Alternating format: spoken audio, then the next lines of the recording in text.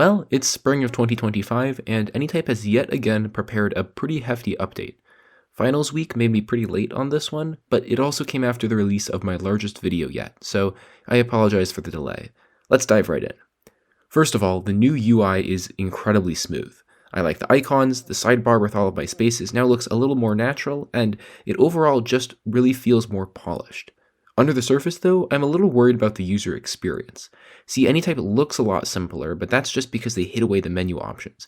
If you want to make new types, change some settings, or heck, access your garbage bin, you need to click on the name of the vault, which has no indication that this is where to go. This could be solved just by putting some kind of gear icon up here, just to show me what's going on, so hopefully this little minor change gets fixed and the navigation gets a little bit easier.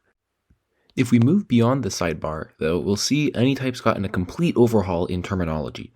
Relations are now properties, sets are now queries, and every previous tutorial that I've done is outdated and needs to be edited.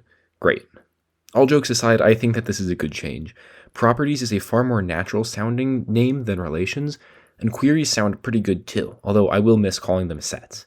Overall, though, this is good, and it feels like we're moving towards a more polished app, and I won't complain about that. I also won't complain about the new properties editor. Instead of this triforce of stars being the way to move around properties, this new sidebar icon opens an editor for the properties on the active object. And if you realize all of your objects are lacking something, you can start editing the properties of that object type straight from the menu here. This is a stroke of genius, and I'm loving it.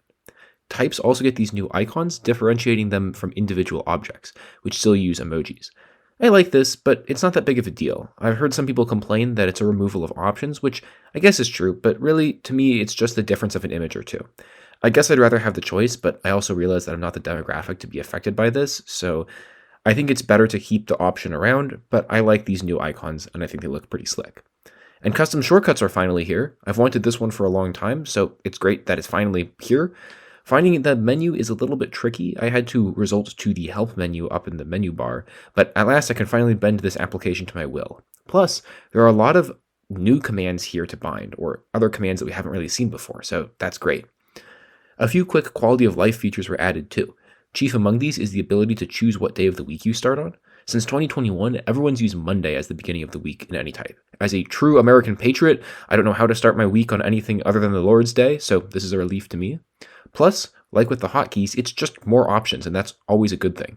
Double brackets can also be used to quickly produce a link, although this gets you a full card, not an inline link, but at least it's getting there. One thing that joins the graveyard of cool features that lost their chance is the quick menu. There used to be a little menu down at the bottom of the page that let you quickly make an object. He is no longer with us, and his functionality has been relegated to this basic box next to the vault title. Honestly, I think this is a good choice. It looked sleek, but it was very unnecessary to have floating there when you're just trying to type up something on a large page. It works for making a lot of objects, but on a daily basis where I really only make 1 or 2 objects, it's not really important to have that menu taking up so much space. Rest in peace, quick menu. And with that, Anytype 0.46 is done. Given how long it took me to get this out, we probably have less than a month until the next update, but as always, anything can happen. While working on this video, I noticed that we're still technically in the 0 point something versions. Version 1.0 hasn't come out yet.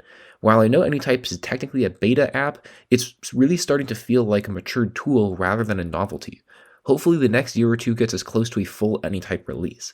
The way Notion is going, with a bunch of AI updates, excess apps, and a painfully slow offline development, Anytype could be a dangerous contender if it plays its cards right. So here's hoping. And hey, thanks for watching until the end. If you're interested in an hour-long Anytype tutorial, I need to redo the one that I made a few months ago, so subscribe if you want to be notified when that comes out, or if you just want to catch up on more Anytype information. I'm hoping that this summer will be the summer of Piano Mac power, so I promise you'll be getting plenty of quality Anytype content from me. In any case, thanks for tuning in, and I will see you in the next video.